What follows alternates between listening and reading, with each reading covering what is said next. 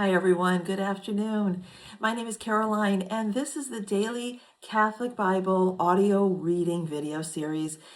We are on day 25, and we're starting fresh in July with the book of Exodus.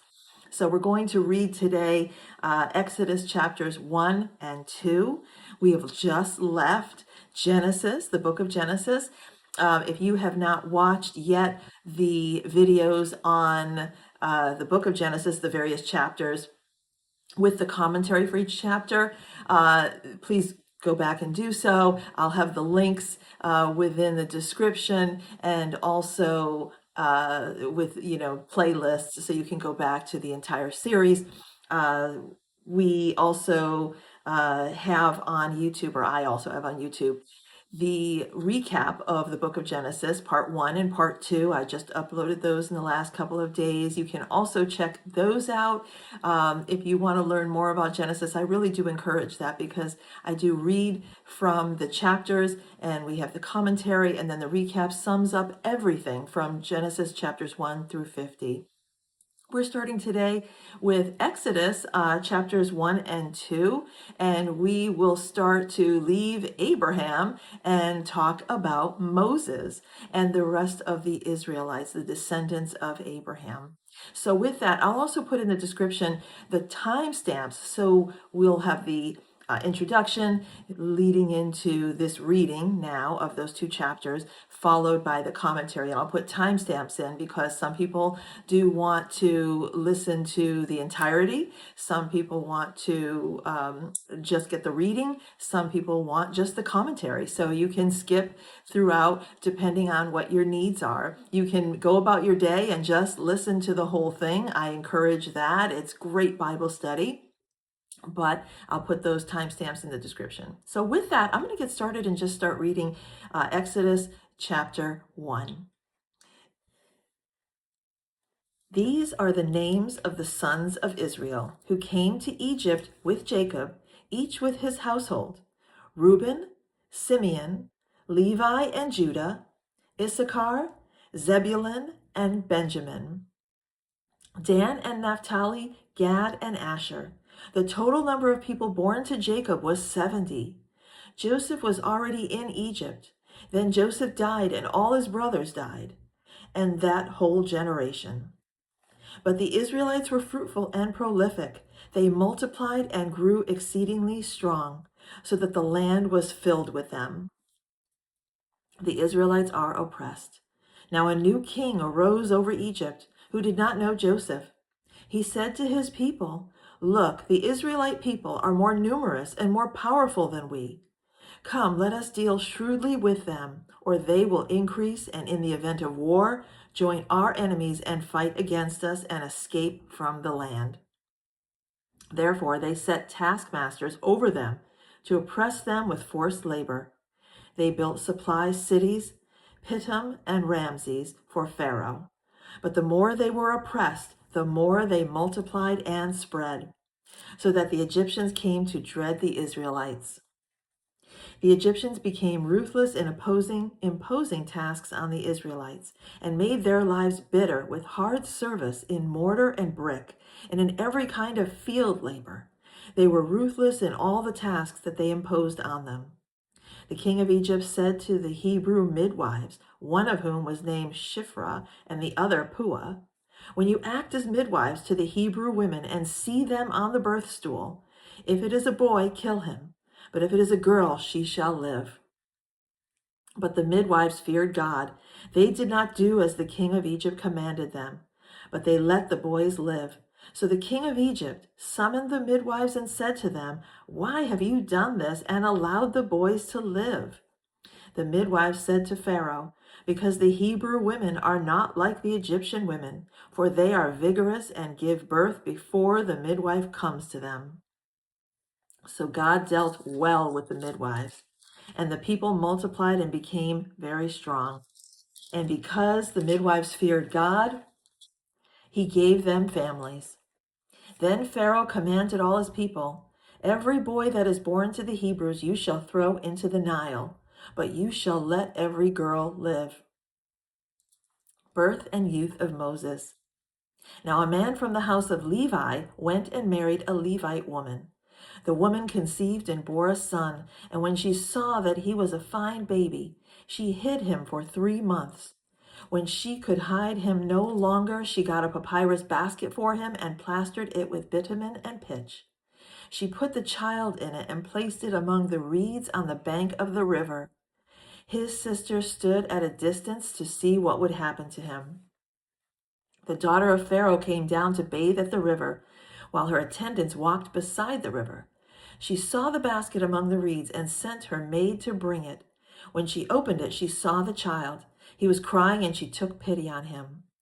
"This must be one of the Hebrews' children," she said. Then his sister said to Pharaoh's daughter, "Shall I go and get you a nurse from the Hebrew women to nurse the child for you?" Pharaoh's daughter said to her, "Yes." So the girl went and called the child's mother. Pharaoh's daughter said to her, "Take this child and nurse it for me, and I will give you your wages." So the woman took the child and nursed it. When the child grew up, she brought him to Pharaoh's daughter, and she took him as her son.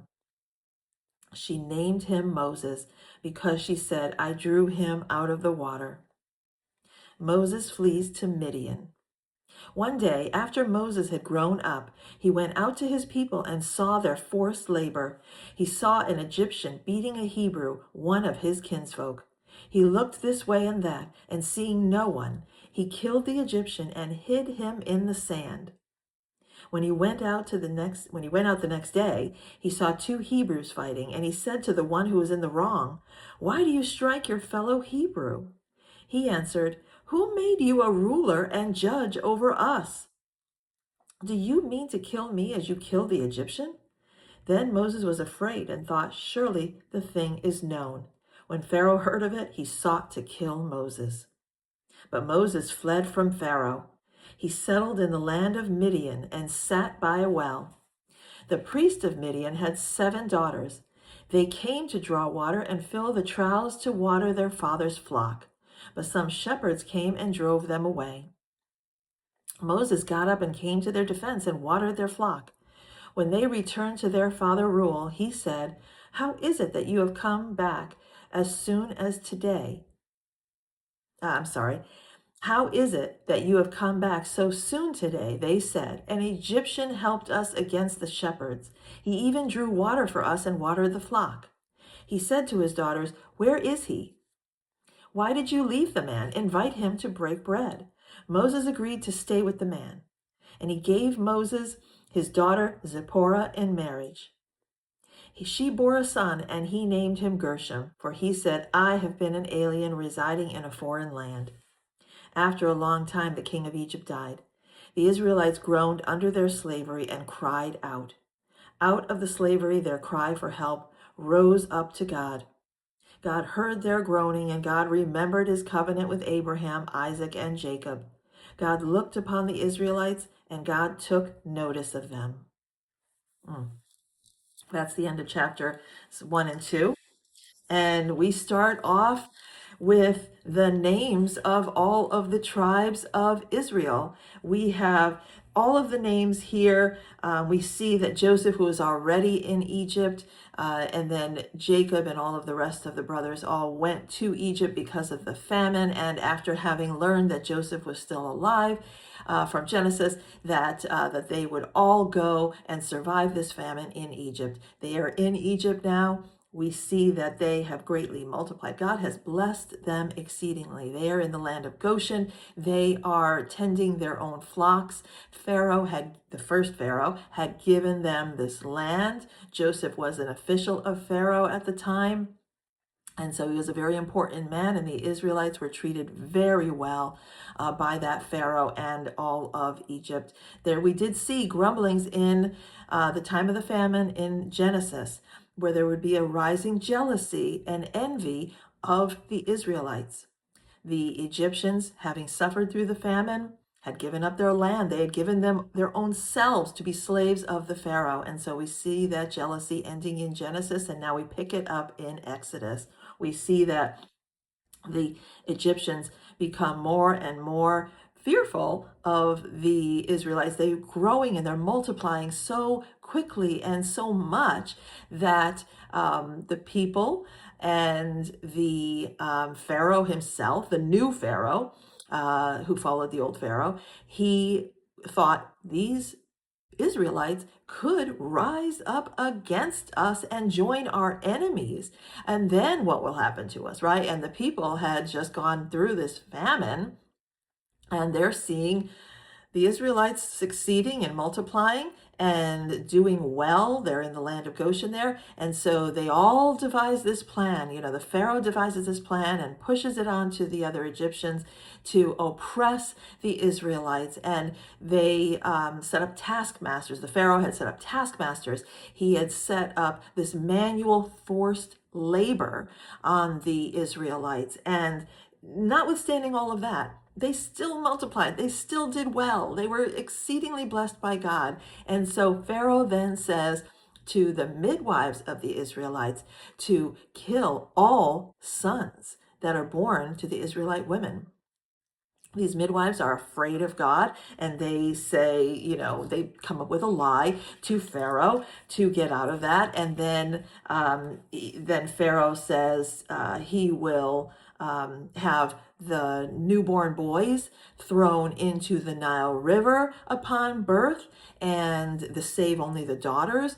And while that plan was happening, there was a woman from the tribe of Levi who had said that her baby was too precious to kill, and her son, she devises a plan, and she puts the baby in a basket and sends him down the Nile River.